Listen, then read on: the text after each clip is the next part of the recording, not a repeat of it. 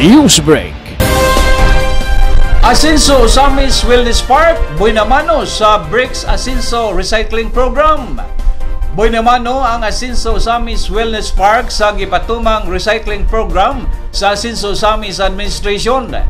Ang mga daang bricks nga unang gitaod sa salug sa Asinso Wellness Park, gipang-ilisa na kini og bricks nga gama sa gidugmok ng mga basurang botelya.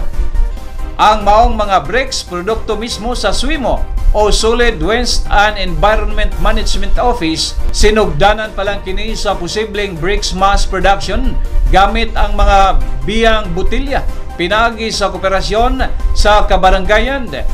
Gidaig sa Asinso Samis Administration, ilalom sa liderato ni Asinso Pinoy Party List, Congressman o outgoing City Mayor Indy Waminal, ang unang libel sa kalampusan nga nahimo sa SWIMO nga gidumala ni Engineer Titis Borje.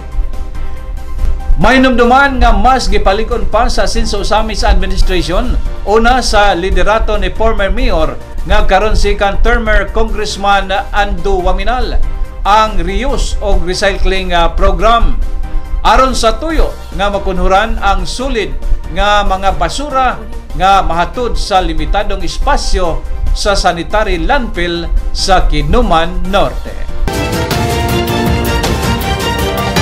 1 TV Newsbreak.